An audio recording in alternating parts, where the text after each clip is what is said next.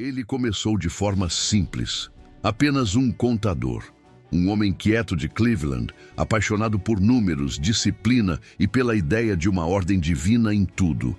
Mas, em uma única vida, John D. Rockefeller acabou dominando 90% de todo o petróleo americano, o recurso mais valioso da era industrial. Governos tentaram pará-lo, rivais tentaram destruí-lo e, no fim, todos falharam. Porque Rockefeller não criou só uma empresa. Ele criou um sistema, uma máquina que sobreviveria a qualquer lei, qualquer reforma e até a morte do próprio criador. Antes de se tornar o símbolo da ganância para uns e da generosidade para outros, Rockefeller era apenas um homem moldado por seu tempo, e aquele tempo era impiedoso. A metade do século XIX foi um período de caos disfarçado de progresso. Os Estados Unidos ainda tentavam se recompor da Guerra Civil. As ferrovias costuravam o continente, as fábricas rugiam sem parar e novas invenções, do telégrafo aos altos fornos, transformavam o país na oficina do mundo. Mas todo progresso precisa de combustível. E naquela época, o que iluminava as noites do planeta ainda era o óleo. Não o que conhecemos hoje, mas uma substância fétida e pegajosa, refinada em querosene para acender lampiões. Muito antes da eletricidade conquistar o escuro. Cidades como Titusville, na Pensilvânia, viraram verdadeiras corridas do ouro. Homens perfuravam o solo onde quer que houvesse um rumor de petróleo e vendiam barris no mercado o mais rápido possível. Os preços subiam e despencavam como uma montanha-russa. Fortunas nasciam e morriam de um dia para o outro. Era um caos absoluto. Sem regras, sem segurança, sem controle. Apenas especulação desenfreada. Era o velho oeste do capitalismo. Um terreno onde só os mais astutos sobreviviam. E foi nesse cenário turbulento que Rockefeller entrou em cena.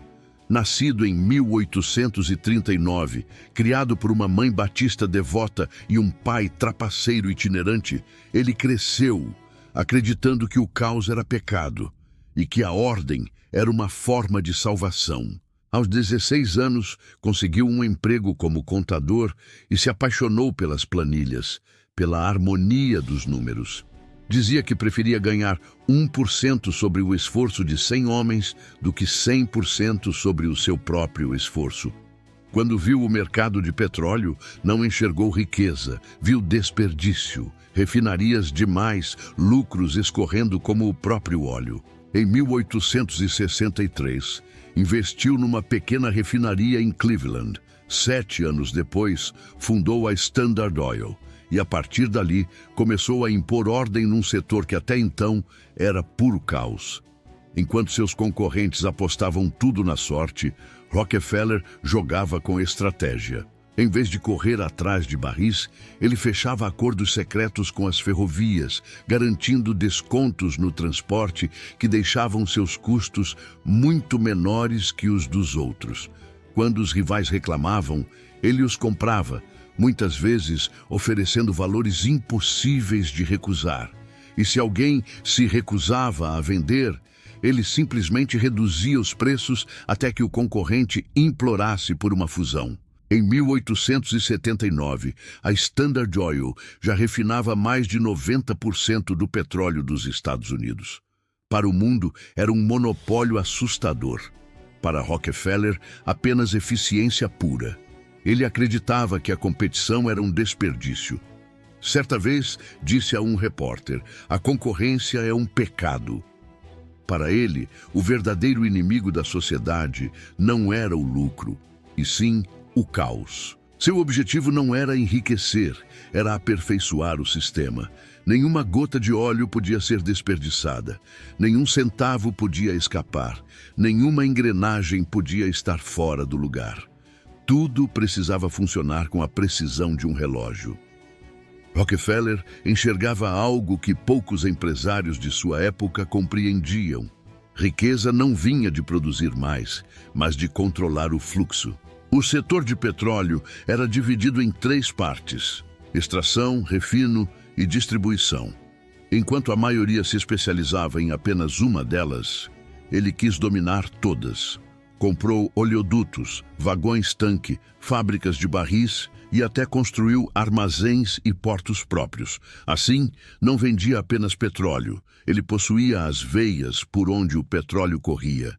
Quem quisesse competir tinha que passar por dentro do seu sistema. Mas sua genialidade não parou aí. Em 1882, Rockefeller criou algo totalmente novo. Não um produto, mas uma estrutura. Nasceu o Standard Oil Trust, uma rede de dezenas de empresas controladas por uma única administração central. Esse sistema decidia preços, produção e lucros em vários estados diferentes. Era o primeiro grande conglomerado corporativo da história, o molde de todas as grandes holdings que viriam depois. O termo trust, que antes significava confiança, logo virou sinônimo de monopólio. A eficiência de Rockefeller fez o preço do querosene cair quase 80%. O público adorava, mas seus rivais chamavam aquilo de tirania. Políticos começaram a desconfiar do poder crescente da Standard Oil. O império de Rockefeller era tão vasto e organizado que já parecia um governo invisível, sustentado por tubos, advogados e contadores. A imprensa começou a chamá-lo de o homem mais odiado da América. Apesar da fama de tirano, quem conhecia Rockefeller de perto via um homem calmo, educado e metódico até o último detalhe. Vestia-se de forma simples, evitava escândalos e citava a Bíblia todos os dias. Para ele, a riqueza não era um pecado, era um dever moral, uma prova de que a disciplina e o trabalho eram recompensados por Deus. Enquanto outros milionários da época exibiam luxos e mansões, Rockefeller reinvestia cada centavo com quase devoção religiosa. Ensinava seus funcionários que a economia era virtude e o desperdício, um pecado. Mas poder sempre atrai resistência. Em 1904, uma jornalista determinada chamada Ida Tarbell, cuja família havia sido arruinada pelas práticas da Standard Oil, publicou uma série de reportagens que mudaria tudo. A história da companhia Standard Oil. Ela revelou acordos secretos, manipulação de preços e táticas agressivas de compra de rivais. O público ficou em choque. A Standard Oil se tornou o símbolo da ganância corporativa e Rockefeller, o rosto do capitalismo desenfreado. No mesmo ano, o governo decidiu reagir. Usando a lei Antitrust Sherman, promotores federais começaram a atacar as maiores corporações dos Estados Unidos e nenhuma era maior que a Standard Oil. Foram 7 anos de batalhas judiciais intensas, até que, em 1911, a Suprema Corte tomou sua decisão histórica. A empresa era um monopólio e seria obrigada a se dividir em 34 companhias independentes. Os jornais comemoraram como se fosse uma vitória da democracia. Parecia o fim do Império Rockefeller. Mas a verdade é que aquele era apenas o início de um novo capítulo.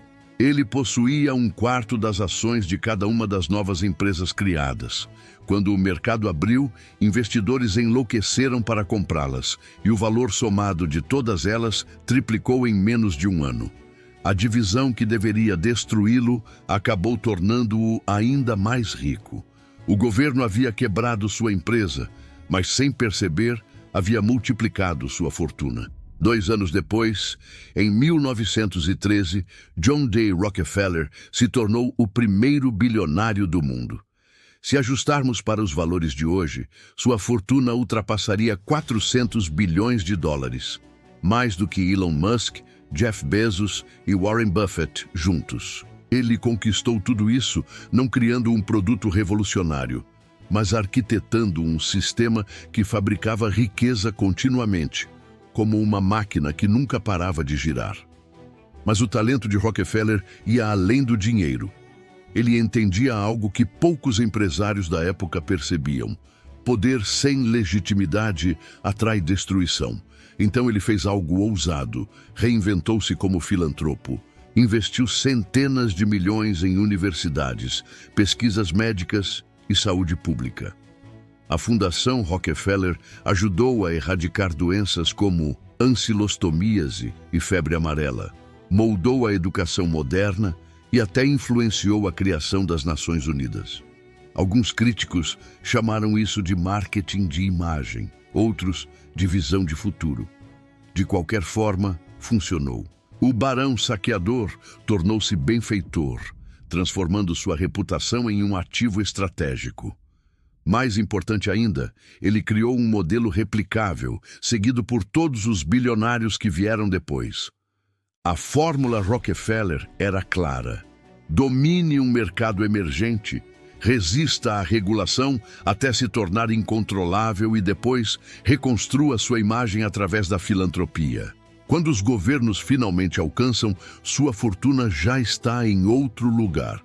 Quando a opinião pública vira, seu nome já está gravado em hospitais, museus e fundações. Os sistemas que ele criou nunca desapareceram, apenas se multiplicaram. Seu modelo de trust tornou-se a base do capitalismo moderno. Sua ideia de integração vertical, controlando desde a produção até a venda, virou referência para empresas como Apple, Amazon e Tesla. E sua maneira discreta de influenciar decisões através de fundações e redes de políticas se transformou no soft power da riqueza contemporânea. Até mesmo sua aparente derrota, a divisão da Standard Oil, virou lição. Mais tarde, governos que tentaram quebrar a AT&T ou regulamentar as gigantes de tecnologia viram o mesmo padrão se repetir. Os fragmentos se fortaleciam e, muitas vezes, ficavam maiores que o original. Rockefeller mostrou que, quando o dinheiro atinge massa crítica, comporta-se como matéria sob gravidade. Ele curva tudo ao redor. Não se destrói, apenas muda de forma. Quando morreu, em 1937, Rockefeller havia vivido tempo suficiente para testemunhar o petróleo transformar o mundo. Automóveis, aviões, plásticos e eletricidade dependiam dele. O óleo que iluminou suas primeiras noites se tornara o sangue da civilização moderna.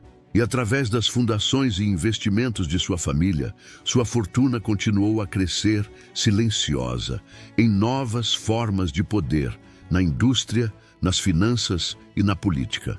Mas talvez o legado mais duradouro de Rockefeller seja psicológico. Ele ensinou ao mundo que riqueza não é sorte, é engenharia. Ele não descobriu o petróleo, descobriu a alavanca certa. Controlar a infraestrutura significava controlar a economia. Controlar a narrativa significava sobreviver além do seu tempo. Os monopólios de hoje, de tecnologia, energia e dados, seguem a mesma regra silenciosa. Escalam rápido, dominam mercados e só pedem desculpas quando já venceram. Quando reguladores agem, eles se adaptam. Quando a opinião pública reage, mudam de imagem para a filantropia. É o mesmo jogo, em outro século, rodando no algoritmo Rockefeller. E como todos os grandes sistemas, ele se esconde à vista de todos. Chamam de progresso, eficiência, inovação. Mas por trás é o mesmo princípio: consolidar o caos em ordem e controlar o fluxo de valor. A vida de Rockefeller foi um paradoxo de moralidade e poder. Ele pregava na escola dominical e destruía concorrentes com a mesma respiração. Doou metade de sua fortuna enquanto garantia que a outra metade continuasse crescendo infinitamente. Para ele, não havia contradição. No seu pensamento, estava fazendo a obra de Deus, impondo disciplina a um mundo desordenado. Ele dizia: acredito que o poder de ganhar dinheiro é um presente de Deus. Mas a história mostra que não era só dom divino. Era projeto, planejamento e arquitetura. O governo podia dividir a Standard Oil, mas não podia destruir a ideia por trás dela.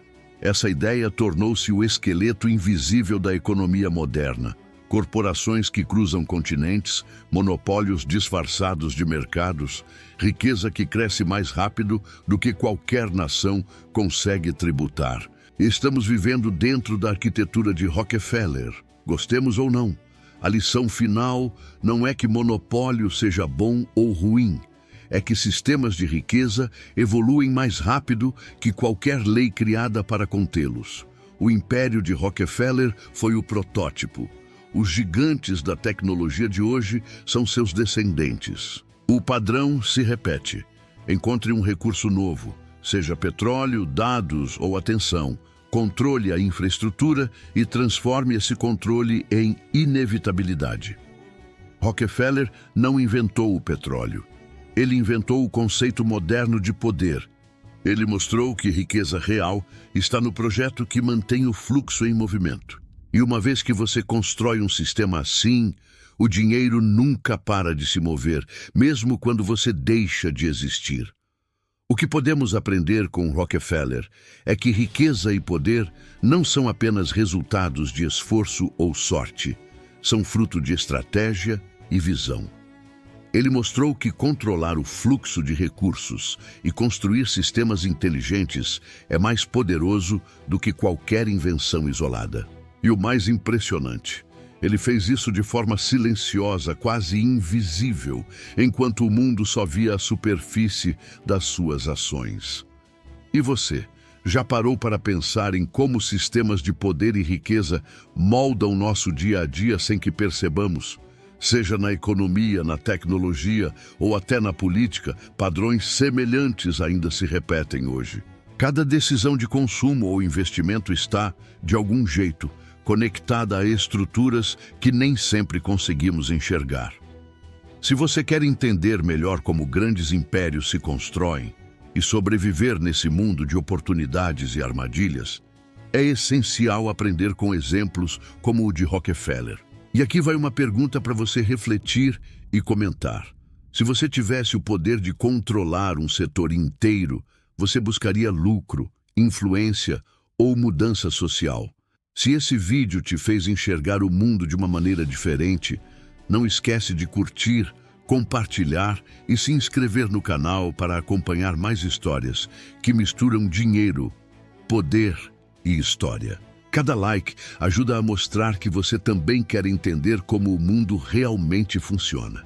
E para finalizar, deixa nos comentários sua opinião sobre a vida de Rockefeller.